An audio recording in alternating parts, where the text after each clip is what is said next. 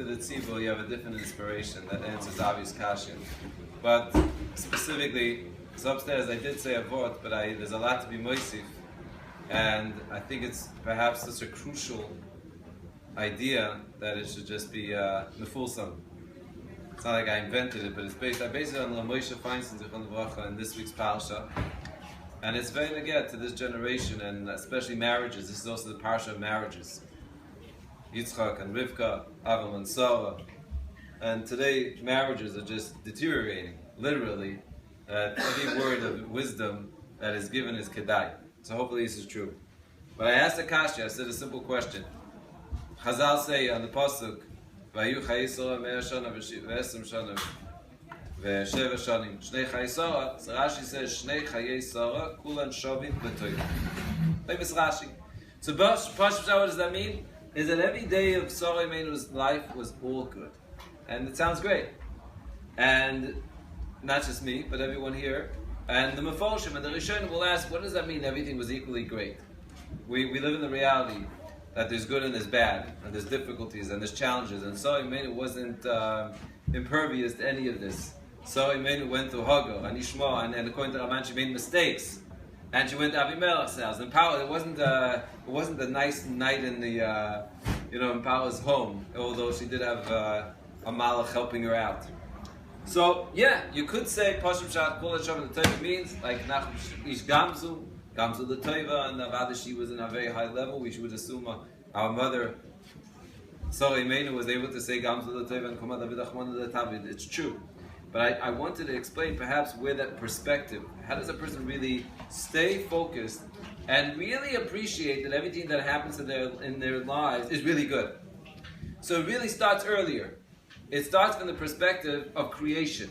You ask someone, why did the Rebbeinu Shem create the world, which is perhaps the most important question that we should be asking ourselves every single day when you get up in the morning, as Ramchal, who says every day spend an hour asking this question, why are we created? And the answer is, the Rebbeinu Shem is toiv, so the Rebbeinu Shem wanted to do good for us, and therefore He created the world and He created us, so we should be able to receive the atava. So from the angle of the Rebbeinu Shem, the toiv that He gets, quote unquote, is the fact that He's meitiv to others.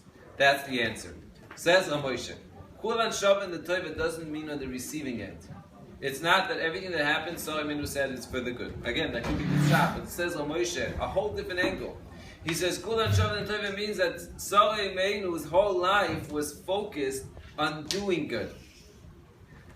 The avos and the imais, their focus was, and you have to understand the depth of this, is that it's not because now the life is more difficult. If you want to have the life that the Rebbeinu Shem said, which is to have a life of good, the more good you do to others, the more good you have. And this is it's like misinformation. Because the information out there that we teach our kids, whether we do it consciously or subconsciously, is that if you get something, you're going to be happy. And that's how kids grow up. And that's how marriages start. With, what's in it for me? And if I get married, it's supposed to be, why getting married? Well, I'm going to be happy. Right? Because they think that they'll be the only one that happy wife, happy life doesn't apply to them. But the Yesod of Chazal is, and this is Maseches Derech Eretz, you give, you get more pleasure than you receive. Someone said, we create a generation of consumers, not givers. And when a person is living a life of consumption instead of giving, eventually at some point he's going to realize that's not real pleasure. So I'll tell you a story, because I tried to teach this to my kids. It was the last pizza, monsey shabbos. You know, there's a river of Sefaim that says it's an Indian to have pizza monsey shabbos. It wasn't invented by the stores, because the Gemara says pas chama monsey shabbos is melugma. So there's an Indian to have something hot bread. So pizza, river of Sefaim. Any rate, it was the last pizza left, and one of my boys took the pizza and was going to enjoy it. Another boy comes over and says, I want pizza. I want pizza. So what happens normally? I want pizza, you want pizza. Very good, I took it first. It's not up for grabs, whatever, down's for keeps. He was keeping it. Anyway, I saw that there's going to be something here.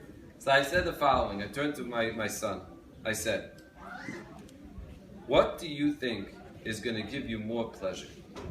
Eating the pizza or giving it to your brother? And this was when he was young enough that he wasn't even answering it because it was me asking him the question. He thought about it and he said, what's going to give me more pleasure? He must have been maybe 5, 6, I don't remember. He said, he thought for a second and he said, giving it. And he gave away the pizza.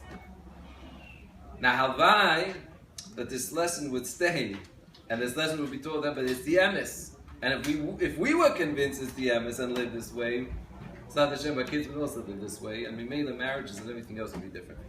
A good Shabbos, and we should be zeichet to a good Shabbos, a real good Shabbos.